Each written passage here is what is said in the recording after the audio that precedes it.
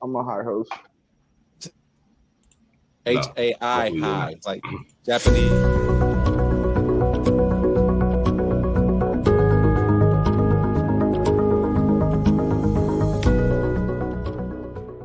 Oh shit. Here we go again. I'm not saying free Kelly, free R. Kelly. What I'm saying is free Robert. Stop it. Get some help. It was at this moment that he knew. He fucked up. Emotional, damn it. Save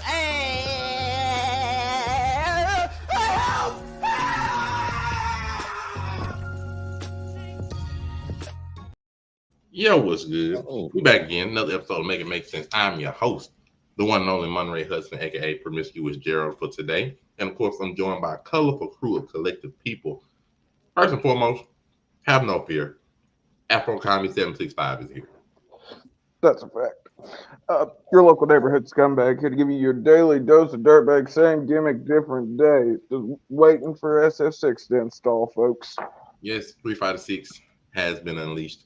Also, you know, speaking of things to be unleashed, we have the great Unica Williams, brought to you by Capcom, and we do not take anything from Capcom away. You know, all copyrights belong to Capcom. Unless you want to sponsor us, and that too. Link. Absolutely, where you can purchase Street Fighter 6, where you can play as classic characters such as Felicia, Terry Beauregard, the Mishima brothers, and many ninja color template changes signifying their element. Don't leave out Capcom. Don't leave out Zangief and Little for all you wrestling aficionados. We got Zelina Vega as one of the color commentators in the game.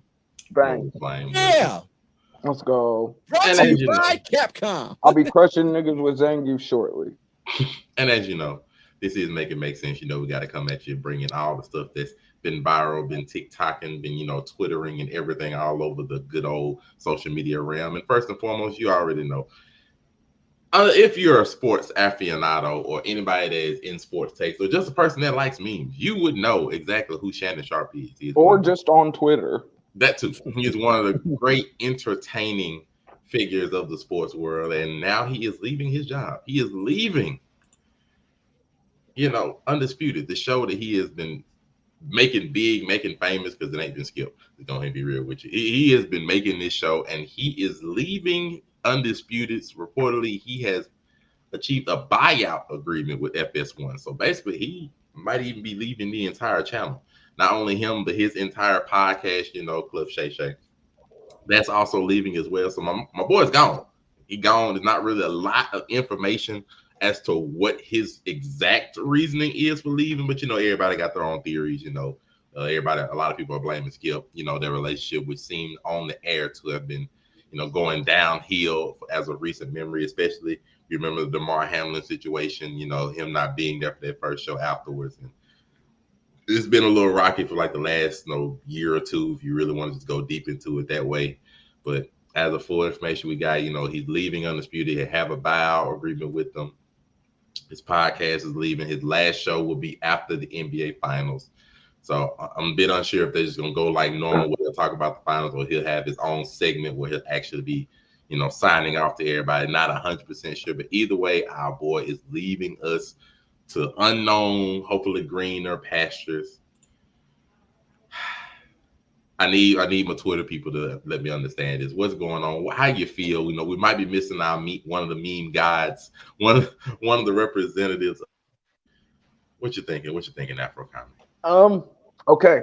We know I'm totally unlearned in this subject, but I have to, from all the Twittering I've seen, I saw a substantial amount of people saying that this relationship between him and Skip deteriorated because Shannon was jocking too hard for the white man that got him his job. Oh, God. Listen, I'm just bringing you what Twitter is telling me. That's why I'm happy I'm here with you gentlemen. You can inform me of the real. I'm just telling you what the dregs of the internet are saying about this. Unleash it. They said Shannon was slobbing a bit too hard. I mean, I don't know the situation with Skip getting him his job or whatever. I'm just relaying what I was told. Okay. So I don't know about this situation. It's just could it be that he was showing the white man a little too much love, and then the white man went into white man mode, and massa syndrome took over, and it just deteriorated from there? Or Massa syndrome? yeah, it's what I call the white superiority complex when it goes into full effect. Oh wow, I've learned that massa syndrome is a thing. Oh my goodness, that massa syndrome is a thing. Nico, help me, please. I kind of felt like we should have gave Tori context before we let him go, but that's all right. Like I said, I was just telling you what the internet was telling me. There's the take. So someone that's fully in the know absolutely looks up to Shannon Sharpe as somebody in the media at this point. For a long time, one of my happiest days is when he came out with Club Shay Shay. That was awesome. That he came out with his own podcast. That was dope. And for somebody that comes from, standing up on CBS with that quiet ass, still ass show. He bought his podcast too, right? So he's leaving with all of that. I'm gonna get into that part too. And him moving on, and he was somebody I was able to watch at a different style of doing shows, and that was pretty cool. But here's the deal. It's been brewing for so long, but the thing is, we talk about these different situations that happen on the show, but let's talk about the real thing. The real thing is he outgrew that show as a personality. Outside of that show, he grew. Nobody was retweeting Shannon Sharpe. Like there was a day he was like, I got 1 million followers because I'm showing out on this show. And they actually explained that. So he had 1 million followers based off of what he was doing because he was getting more opportunity to do his thing. And instead of just sitting, like I said, on that dry show on CBS on Sundays. So shout out to him. He outgrew that show. That's all it was. And then Shannon may have helped because how do you tell somebody to help put you on that I'm bigger than you now? Shannon is a thing. Like nobody, you just said, that's how you do it. I'm not going to buy a Skip shirt, but this dude, as far as promoting things, Skip can't promote me a watch. He can't promote me a t-shirt. He can't promote nothing, bro. But he can't promote me a watch. Wait a minute. He can't, and I'm sure he got crazy watches. I bet his watch collection is crazy. But I do know this, man. Listen, Shannon can sell me on some Hennessy, like his special cognac. 100%. What about the Black and Milds? Can he sell you on the Black and Milds? I seen him with the Black and Milds. That's a wild. I was already sold on those before I knew who Shannon Sharpe was. We were sold on Black and Milds before that. But I mean, the way that he speaks in regards to, he really speaks like your uncle, bro. Like in that part, the brand. This was the gentleman that almost fought John Morant's dad, right? That in itself is a thing. Skip, they would view, if Skip did something like that, they would view it as him being a victim. When that'd be fire. Hold on, let me get my rocks off. If Skip does something like that, they'll look at like, man, they try to jump that poor little white boy. But Shannon out there, Uncle Shannon about that life. It's a different reception in those different type of from them. And that's why people rock with Shay Sharpe. And honestly, I can't see myself watching Undisputed. The ratings will tell. They are about to tell you that. I can't think of anybody that could really fill Shannon's shoes and be as entertaining as Shannon was. You got to be entertaining like Shannon. But they get into a routine, and that's why TV shows last in the first place. I can listen to Skip. Like sometimes by himself, he does tell some good stories, but I don't go looking for it. It got to be in the algorithm. Yeah, but what if it's already in your routine? It's not. No, but I'm saying if it is, because if the show's, how long have they had the show? It's got to be doing amazing. At this point, we might just wait 30 minutes and just go to First Take and just wait for First Take. And I have no idea. I have no idea either way. I'm just playing the devil's advocate. Monray, what you thinking about this, bro? What's your thoughts, man? To me, I'm not gonna lie, it's shocking. I'm not gonna lie, it's shocking on like the suddenness of it. As soon as the NBA finals are done, he's done. You're gonna have one last show and that's it. So the suddenness of it is what's surprising. Like the fact that he reached a buyout agreement, which to me, now like if anybody can give me more understanding, if I'm wrong about this, you can tell me. But to me, a buyout agreement is basically like, okay, so he paid his way out of his contract. I have more in my contract, but I want to go now. Yeah. Like you buy out your contract when you have a rental agreement. So to me, I'm like, he wanted to leave. He didn't want to wait out the contract and just leave. But no, he was ready to go now. So to me, expeditiously, that means that something happened or something, is under the covers or under the carpet, behind these closed doors, to where he's like, bro, I cannot stay on this show. I need to go ASAP, like as soon as I can graciously leave. And to be fair, for a lot of sports shows, after the NBA Finals is when typically a bunch of them seem to take vacations and stuff like that, because they was gonna be gone anyway. You're right. Yeah, they don't really report on baseball like that unless something major happens in baseball. It's mostly football and basketball, a lot of hot topics on sports shows. So typically a bunch of the main stars, whether it be like Stephen A, Skip Bayless, Shannon, for example, Chris Broussard, a bunch of them, sometimes they'll take these vacations. They'll be gone for periods in the show. They have other people come and sub in the show for them, during free agency, unless it's like a major free agency thing.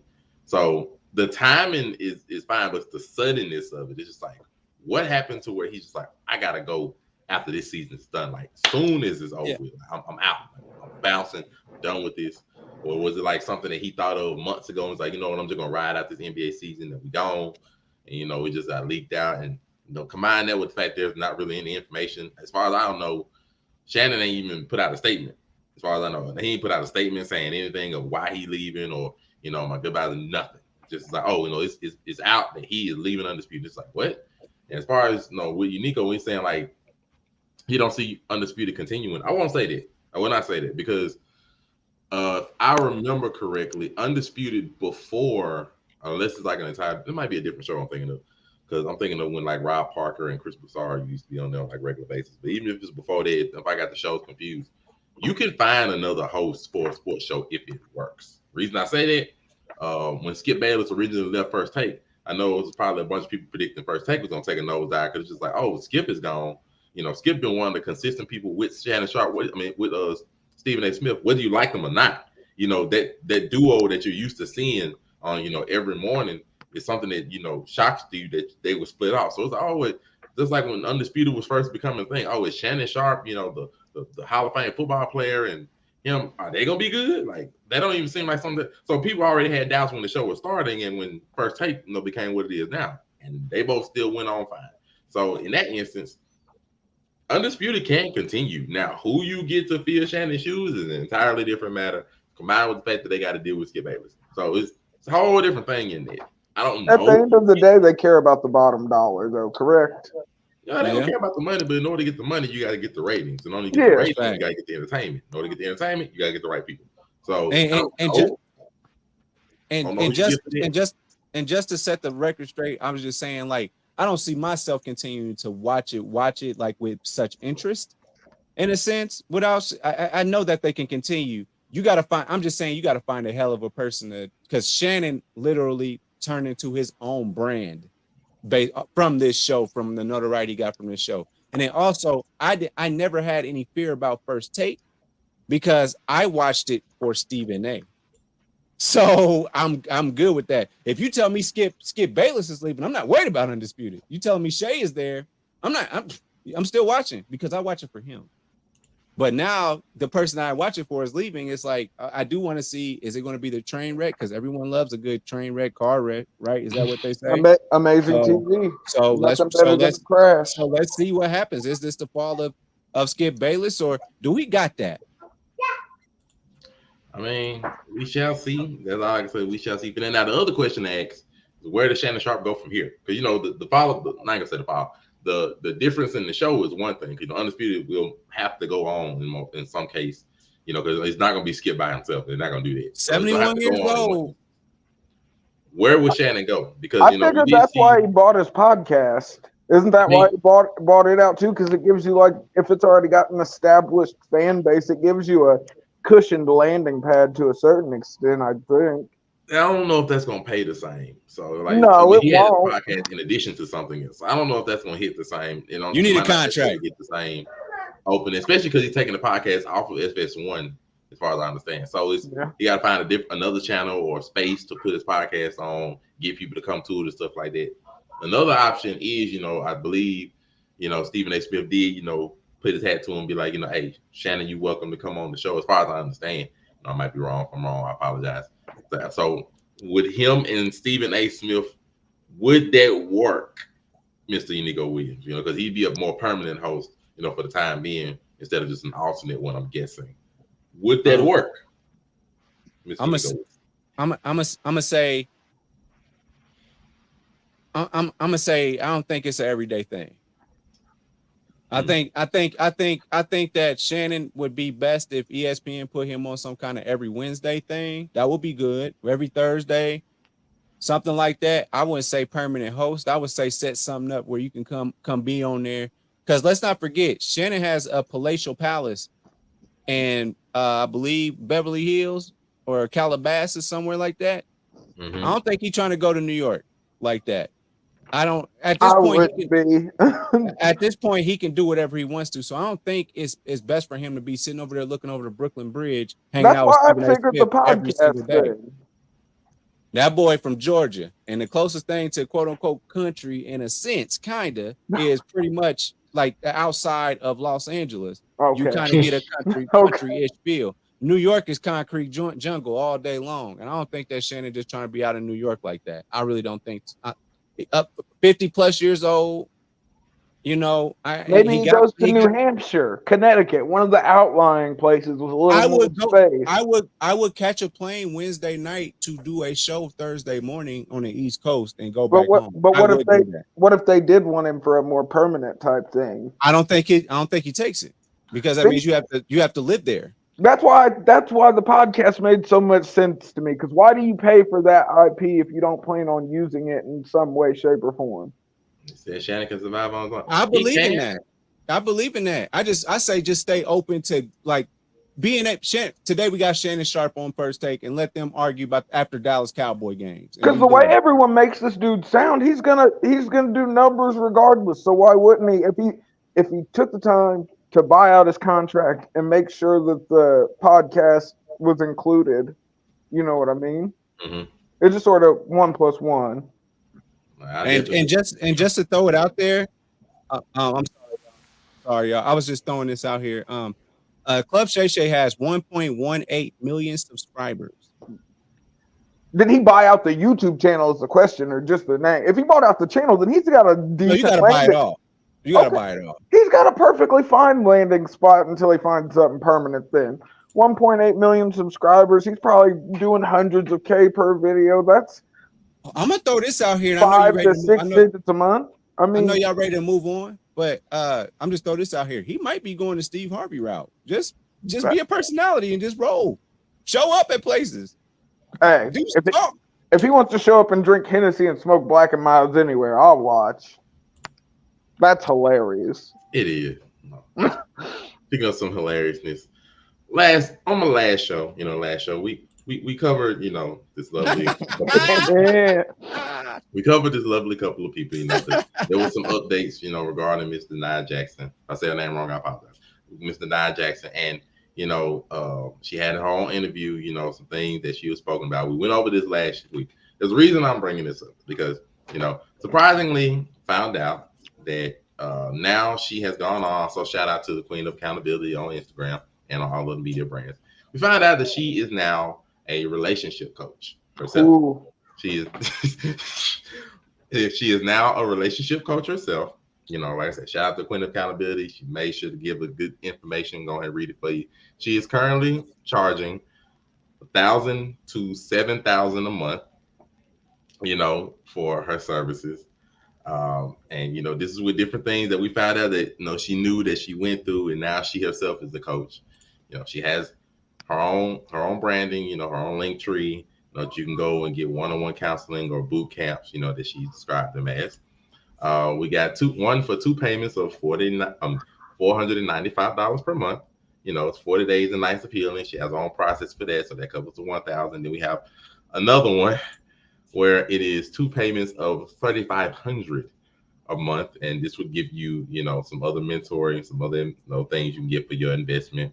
Everything from video masterclass, replay access to all the different kind of sessions, coaching sessions, recovery boot camps, extra sessions to go inside of your pain. And I can't say that it's surprising, but I can't. It's not shocking, but it's surprising to me. But I'm not really sure what to say. And like I said, the scam thing did not come from me. Did not come from his branding. It's just we pulled up. I'm been surprised. I'm definitely surprised. I'm not really sure what to say. Afrokami, can you give me your Now, this is the time where you start off with him on this. These are the topics you start off with. Go ahead. What you gonna say? Sis, live your best life, bitch. This is scumbaggery. She should have went the OnlyFans route. No, that one there was a violation. Personally, I wouldn't have it. And if No, I'm just saying, bro. No. What's she about to do with this? Is she? Oh my God. I'm gonna teach you how to have body dysmorphia by finding everyone your ex has ever cheated with and analyzing them down to a T.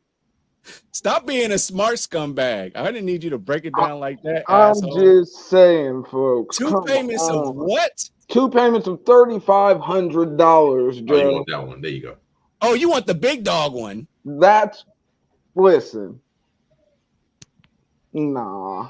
I mean, listen, if she pops off and people have wonderful, prosperous relationships because of it, I was wrong. But I'm just saying, if she could have capitalized on this Shade Room notoriety a little bit better, OnlyFans could have popped off. She could have had $1 million a month, maybe. I don't know. Everybody does not need to do OnlyFans. Stop this. I'm not saying I'm saying it could financially benefit them. It's up to them whether they think they should do it or not. I'm playing devil's advocate. I'm just saying there's a lot of money to be made. You need to go, Williams. What kind of scam is this? What is this? And anybody that's done they jumped out on a limb and made a website with the bubbles with options where you can pick one or pick another option. They made and then they made an enroll button. GoDaddy.com. GoDaddy.com. Squarespace getting their money's worth, yo. no, that one there was a violation. Personally, I wouldn't have it. And if Oh shit! Oh my God! And then she has the nerve to say, "Step into your God-given purpose." As a whole person in Jesus Christ. Join Millionaire Mentor. I mean, I don't know. Religious zealot can pay well, so she could go off. What if there is this church in, I don't know, somewhere rural Dallas, rural Birmingham, maybe in Birmingham. Oh, she's a minister. Oh Lord, of course she is. Of course she definitely should have went the OnlyFans route. She should have popped off stupid with that. I actually don't know if she is or not. I need y'all to know that I know how to handle this because y'all saw that my man cheated with over 100 women. So I got the answers now. So just pay me $3,500 in 2 payments. And I'll tell you how to do it. Not out of the goodness of my soul like a peer minister is supposed to do, but just out of the generosity of just out of $7,000. Just out of pure greed and avarice, like every other religious. Bro, she was in a bonnet getting cheated on with 100 other different women, and you knew all the Instagrams. No, your investment. They're calling it investments now. By the way, I mean, it is an investment. An investment in what though? What's the return on investment? I need them.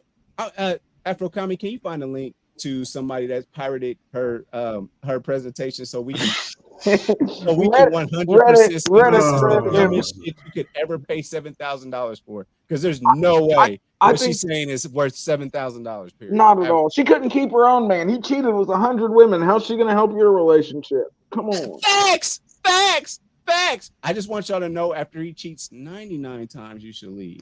I didn't leave after 100. I waited for the. I didn't wait for the 100. Out of here. Never.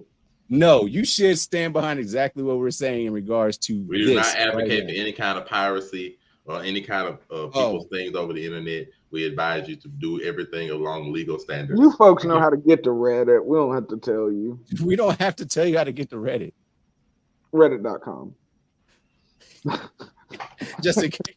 Just in case we actually do have to. But we had to get that out. So I do have one more nice segment. It's not even gonna be one guy that goes. No, we're not even gonna do that this time because we have to enjoy the good season of gaming that we're in. So I'm gonna give a listing of about 5 games, and I want y'all two wonderful gentlemen and anybody watching, of course, you're welcome to do so in the comments to give me on a scale of 1 to 10 how good, how successful, how rough do you think this game is going to be when it comes out? Because none of these games are out yet. Armored Core 6? I'm not even gonna do. So Street Fighter 6 is already out, so I'm not gonna bother with it. All these games are not out yet. Armored Core 6 could go up off of that one could be good too. off of Elden Ring success alone, though. Maybe people are into FromSoft now just to buy a game off of cloud. Because we are avid gamers. So I'm going to start out with the one that's going to be out. Actually, I think it came out today if you have the Ultimate Edition, but it's not really a lot of it stuff out quite yet. That is good old Diablo 4. So on a scale of 1 to 10, how successful, not just necessarily good gameplay, how successful do you think the game will be? Starting off with Unico Williams.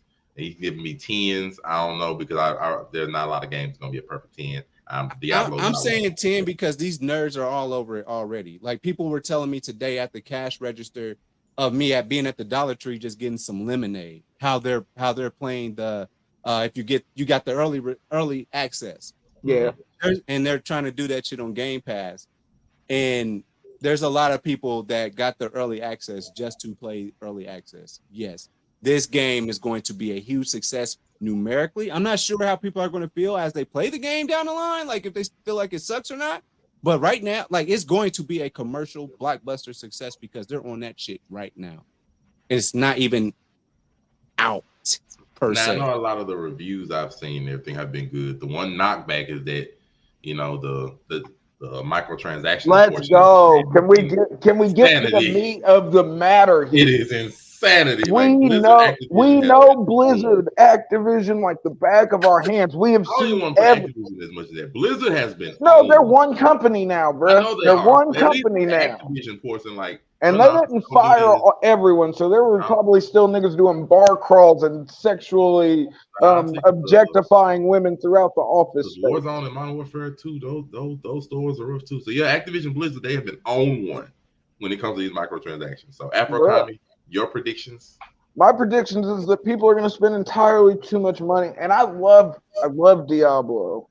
And that's success, right? Is that what we mean by success? I ain't gonna give you enough. Just give me your predictions of the game. Give me a number if you want, but give me your predictions. My predictions are microtransactions galore. We're gonna play it because we're in love with the IP, and it's might be a little bit painful, but art is pain. So we're gonna suck. We're gonna suck. What else do you call it? I call it Diablo 4. That's a piece of art. I mean, yeah, all video games are as a media and as a thing. There's a graphic designer that busted his ass for years on every game. Every game ain't art. Some of them was rough, but Diablo 4, I feel like it'll be fine. Just the microtransactions. It's gonna be rough. So let's go to another one with a few more question marks. Not as many. But question marks. Final Fantasy 16. How do you believe this game will be prediction wise? I'm gonna go to the reverse. I'm gonna hold back from Unico Williams. Afro Kami, predictions on Final Fantasy 16. I think it falls flatter than people are gonna expect for a Square Enix title. Ooh. I don't think. I know that Square Enix has like a long track record of we don't do a whole bunch of unveiling. We give you little teasers. Da da da da. I don't think the hype is there like it once was. I think maybe you get like a bunch of first day players, but I don't think they'll make as much. They're definitely going to make a profit, but I don't think they'll make as much money as they think they're going to make. Will the game suck? It's a heads or tails, flip a coin. Final Fantasy games go either way. Some you love, some you hate. let's see how annoying the combat system is first when we're actually using it, and we'll go from there. We're gonna pay for it anyways. Unico Williams, predictions for 16. I mean, right now, in regards to anticipation and all that stuff, it's just I'm not feeling it. You know what I'm saying? Yeah. Like the anticipation for 15 was crazy. I bought that day one, and then I even went back and bought the Kingslayer edition. Like, damn. I'm sorry. I was gonna say it's crazy. I'm so sorry. Okay, I'll tell you the truth behind that. So somebody broke my game, and so they had to buy me another one, and it was a Kingslayer edition, but it was still booked. And I'm still they booked the price up, but the value you got out of it was not. Yeah, what yeah, it like is. it's like the artistry on the steelbook is amazing, but but I really did enjoy playing that game. So, but I just felt like there's no hype behind this game right now. It's not like there was with 15. We were hyped because wow, we're getting something. We're getting offline. We're getting back to Final Fantasy. So Did you beat the Adamantoise? Did you take the time to kill it? I tried that whole ring thing, that ring glitch, and after like 3 days, I was like, I didn't get it. I never got it. So. Oh no, I ain't glitching. I took that. I was gonna say I took the 2. See, you did better. It took me 2 hours, but I took the 2 hours. Yeah, but I was about an hour and a half or so, and I got it down. He died. But I'm going to buy it day one, and like I said, I do have a new proclaim. I have to say this every show because y'all don't be taking me seriously. I do have a newfound like back love for games again, and I'm making time for them. So. With that being said, I'm buying this day one, and we're going in. I don't know how I'm gonna balance that between. He's gonna buy it day one, and he's gonna beat it year 3, folks. Just you watch. There's too many games that are about to come out because I'm dealing with having to get good with Street Fighter. I'm starting that tonight, and then this is going to come out, and then I have until Spider-Man August. And then I got I don't know when the Metal Gear Solid Classics is coming out. I don't think you're seeing that till at least next year. Yeah, I was gonna say that'd be early 2024. Not Metal Gear Solid 3. I'm talking about the remake. Yeah, I'm talking about the collection. The collection you might see that this year. Yeah. So I mean, right now, and then there's that one. What's that? Phantom Zero, whatever that's called. I think that's coming out really soon, and I'm buying that. You know what else is coming out soon? We're getting goddamn AEW. Cyberpunk Phantom Liberty. AEW Fight Forever looks horrible, but I'm gonna play it anyways because I'm a stand for wrestling.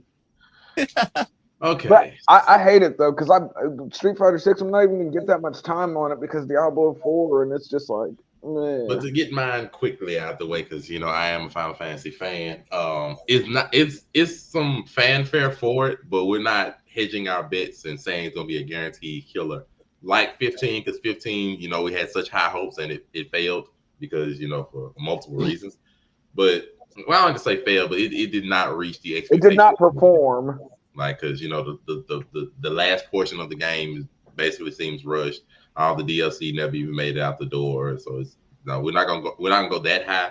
But the game looks wonderful. It looks like one they put a lot of effort in. The new summons fighting each other in battle is something that looks greatly waited for, and something that looks exciting. Having a solo main character is something that's not normally done. So yeah, I wouldn't tell. So it looks good. It looks like something that's going to be a nice hit, something that's going to be good to play. It's just we're hoping that it's going to be just successful, just solid. That's all we really want from a Final Fantasy game. You keep moving with that. And but $70.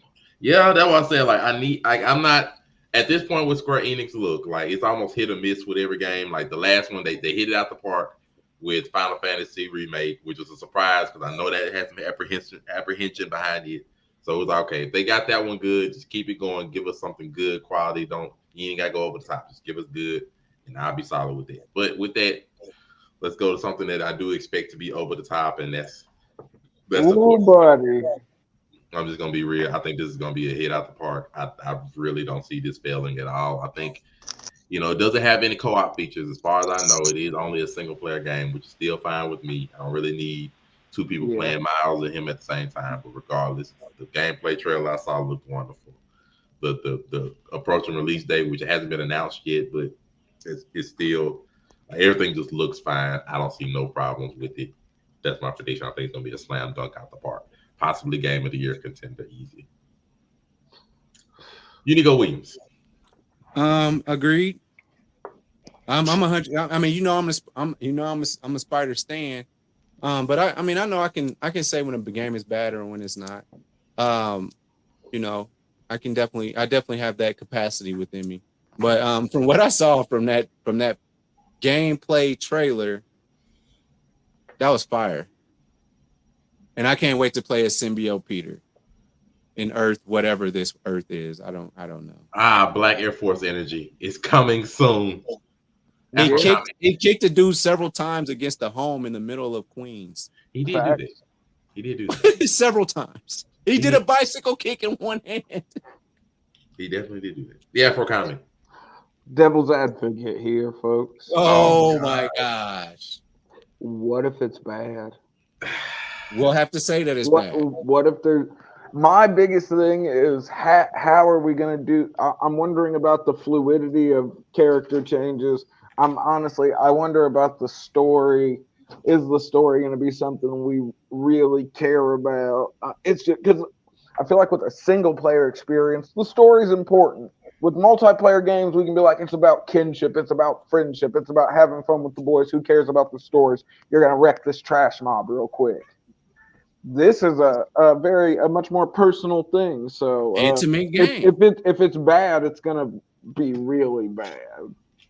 But maybe it'll be great. There's been some knocked out of the park Spider-Man games recently, but I do remember the shadowed past of the character as a whole in video games. I'm gonna go ahead and counter to that. Spider has had some ups and downs in the early gaming circuit. You know, we was coming out with everything from Ultimate Spider-Man to Spider-Man 1 and 2, hit or miss.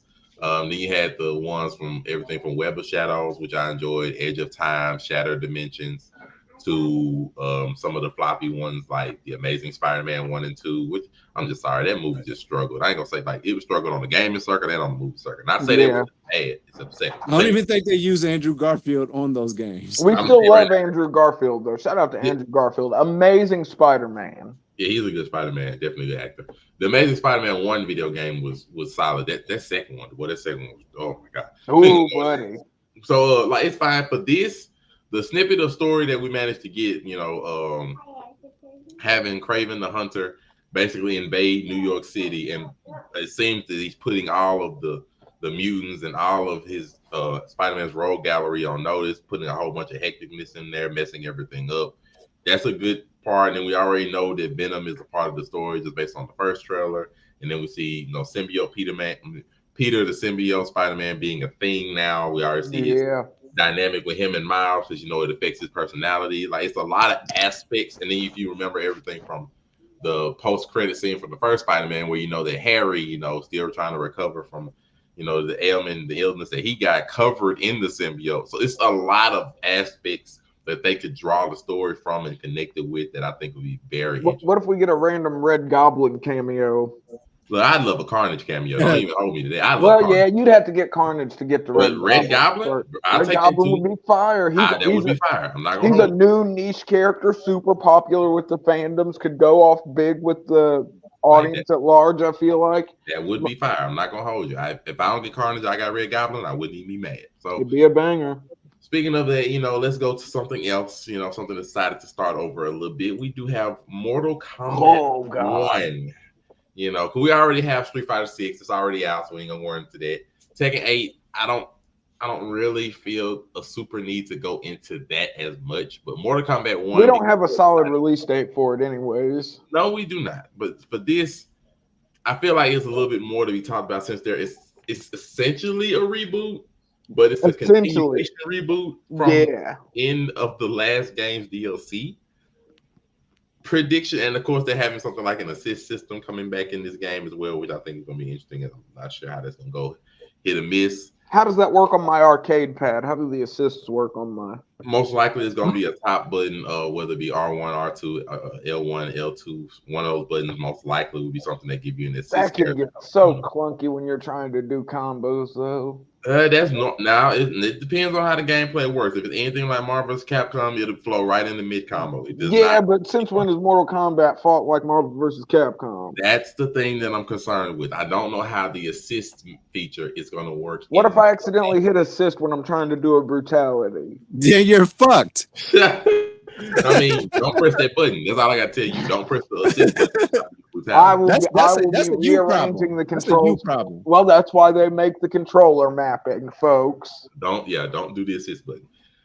Since we got Afro Commies thing, Unico Williams predictions on my honestly, like, I mean, if y'all playing this game for the story, all right, shout out to you. That's what's up. I mean, it does have an interesting story. You know what I'm saying? Are you trying to play the game and like go online and fight people every single day? Or what are you trying to do?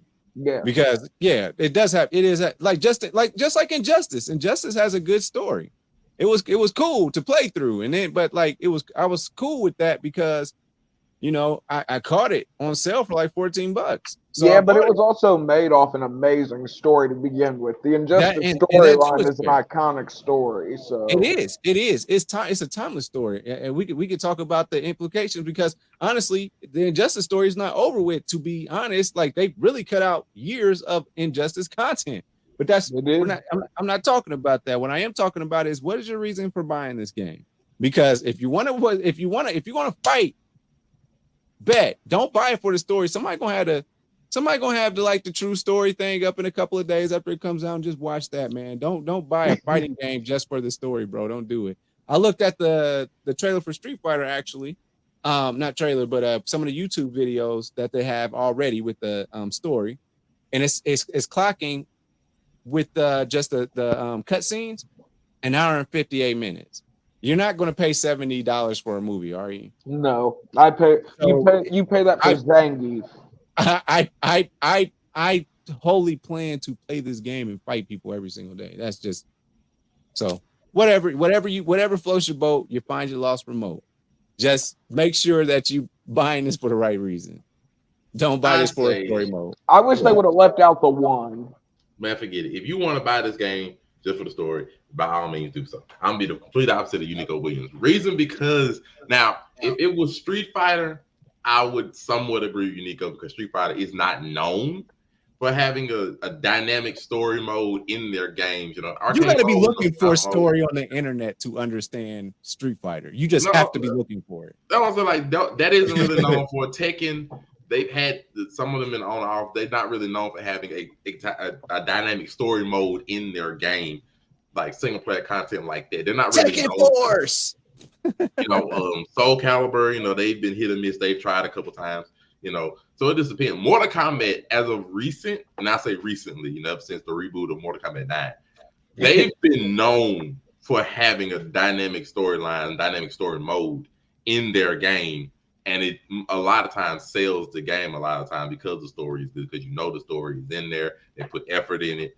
And besides that, then you have stuff like the online mode or the other modes they've had in there. Injustice is another storyline they've done really well. So if there was a fighting game, I would understand you buying only for the story. It would be Mortal Kombat. Like I totally understand for Mortal Kombat reasons because they're known and they put work into the story.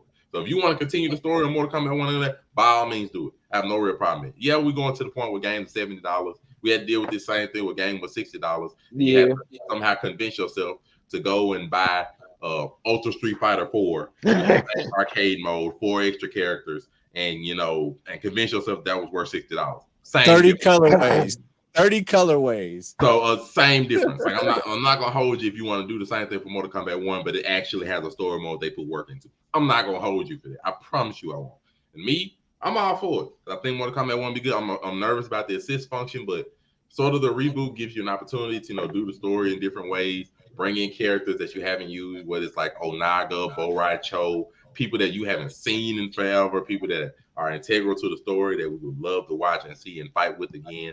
Especially the guest characters, we're gonna have Homelander possibly. If it's true, have Homelander up in there, Omni-Man. So I'm all for, that guest character lineup has been superb. Yeah. as the last few years. I'm still waiting on them to give me Static Shock. But it is what it is. It's been superb. Other than that, I'm not gonna hold them. But finally, I give you one last game. We'll probably sign off after because it's gonna be the game that probably has the most question marks about it, and of course that is. Oh God. I'm gonna let y'all have this one because I have zero expectation. All I know is Zelmay just is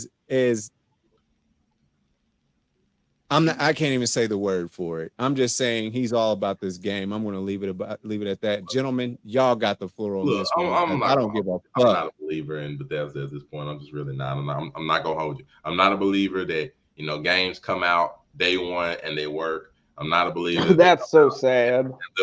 I'm sorry, but the track record as a recent just been like, no. I'm just not of a believer that they'll come out with a game that this massive, because the scale of Starfield, supposedly after the last gameplay look they gave us on the last Xbox showcase, was pretty freaking huge. It was a huge scope for the game, the amount of things you could do, the amount of places you could go, everything was huge. And then you add that with the fact they had to push the game back a year. Didn't really give clear a lot of good reasons why. Just push the game back a year. Oh, okay, cool. But pushing the game back a year, you're gonna have another showcase for Starfield coming up within a week or so on the Xbox showcase. I'm sorry, it's Bethesda. They have a bad track record of not putting out a game that 100% works on day one, full of glitches, having problems, and then it's been hit or miss of whether the game's been good. Fallout 4 was okay. It had issues coming out when it first came out. New Vegas wasn't even by them, but it was wonderful. We go look at Fallout 76. It was just a complete debacle when it first came out. It was, oh my God, I don't even want to go into that. So now this is their first IP, their first new IP that's not some extension of Fallout or Elder Scrolls for the seventh time on a fourth console. So this is the first new IP in, I think, about a decade, maybe a little longer. And I'm supposed to have 100% hope and trust in this company to put out a game, and it's just going to be amazing, and it's just going to work on day one, and everything's going to be fine. This is not From Software, so I'm not finna just have that kind of hope when their track record just doesn't show that. I'm just not. I'm not. Now I hope the game is good. I hope the game is wonderful. I hope the game works on day one. I really hope it does. But if you ask me, that I got that kind of hope for it? No, I don't got that kind of hope for it. Not to mention the fact of just, I don't even know if the story, the day-to-day grind that is going to be in this game is going to be anything consistently entertaining. I had no clue about that. So for all I know, this could be Destiny 1 all over again. We're going to got plenty, quote unquote, plenty of stuff to do and rare anything of an interesting story to go off of. So you asking me, this mug is steering toward the side of broken on day one. So I hope it's not. I hope it works, but oh boy, you can't tell me I ain't afraid. Afrokami, what you thinking? Be prepared for patch notes, folks. I mean, listen, if this isn't Skyrim of the Stars day one, they failed in the eyes of the masses, and it's not going to be. We know people are going to be T-posing in the stars before this is over, but I mean, maybe by the time it's all said and done, maybe once we get halfway through year one, maybe it'll be worked out to well enough to where we'll be like, this is a great game. But if not, I mean, it's Bethesda; they'll bounce back. See, but this is Microsoft, I think, got a lot hedging on this game. This is like that's crazy. Major IP thing they got. We just saw Redfall. We just saw what happened. Oh God, we just saw what happened with their first, IP we've seen, for Xbox, AAA in a while. We just saw that happen earlier this year. I don't really believe. Now I know Xbox, Microsoft makes plenty of money outside of the gaming circuit or whatever. I'm just talking about just for the brand of Xbox. I don't think they can afford for this to also fail. Like having your first two really major AAA titles coming out after all the acquisitions and everything, having the first two be just an epic failure, I don't think they can afford two of them. Because console exclusive failures are crazy. I don't think they can afford two in the same year. Like we already know Spider-Man will come out for PlayStation. That's gonna be a hit. It's just in my honest opinion, I think it's gonna be a hit. So I ain't really worried about that. I'm not of the mindset think this is something that's been building up for the better part of about 5 years. Yeah. I don't think they can afford to have this fail. I really don't. I don't think they can afford two failures, and then this one will be a bigger failure if it. bigger company. Oh, this is way bigger than Redfall. I don't think they can afford 2 failures. I just don't. I think they got a lot riding on this. Bethesda and Microsoft both. I just don't think they can do a double failure in 1 year. I just don't. Patch notes. Oh yeah, patch notes. Like this game gonna be huge. It's gonna be huge. Oh yeah. Mother, but you know, people gonna be downloading freaking 30, 45-minute patches. It's gonna be. Ooh, can you imagine that's gonna be crazy. 30, 40 gig patch on day one. That's nasty. Oh, it'd be like Call of Duty all over again. This would be the only game on your whole system without a hard drive. I was about to say. It'd be the only game in your whole system. You got to delete everything else. You better get your cloud ready. That's all. Apparently, this Street Fighter 6 is so big that it's still loading on my boy's PlayStation at this time. Well, you know that's what happens when they actually put a sword no, it's probably done by now. But that was the point of me jumping in here. Is that way? Street Fighter 6 tries to be like Def Jam Fight for New York. Either way, we appreciate y'all joining us for another episode of Make Sense. That's crazy. Y'all gotta make sure to do all the nice things. You're a fan. Ryu and Tim's. Go follow the Blurred Cartel. Go follow Overall 99 Media. Go follow Unico Williams, the Afro Kami, and your boy Monterey Hudson on all social media platforms, whether it's Facebook, Instagram, TikTok. Everywhere you find our name is most likely us, unless it's the bottom barrel of the Twitter exchange, and that's only the Afro Kami. Otherwise, where can they find you, Unico? Anywhere special? You can find me on Capcom's Street Fighter 6, where you can play such classics such as the Mishima Brothers, Felicia, and everybody's favorite Cammy. Since when the everybody's favorite Cammy. The Mishima Brothers, Joe? The Mishima Brothers. On Street Fighter? Absolutely. UnicoWilliams.com. That's where you can find me, man. All those roles are going to lead to right here where you watch me right now. And it leads you to all my friends, too. So make sure you like and subscribe and watch them, too. They're really dope, too. Mr. Have No Fear, is there anywhere specifically you want them to come find you? Twitter, AfroComedy765 on everything. You already know. Catch me in these streets handing out suplexes left and right. I just want to give a shout out to what he did do on Twitter today. I did see a Japanese girl doing twerking things today because of it was actually, I didn't know Japanese culture. The girls would twerk, and she did a great job. She even did the thing when they be bending over and they do that stuff. Yeah, just throwing it out. What he said? That's her finisher, bruh. Oh well, yeah. So I believe she got pinned after getting a black appropriation or something. I think that's a finish. Ass shaking is a black appropriation now. It's crazy. All right, I'm done. It could be Brazilian too. Whatever. No, that one there was a violation. Personally, I wouldn't have it.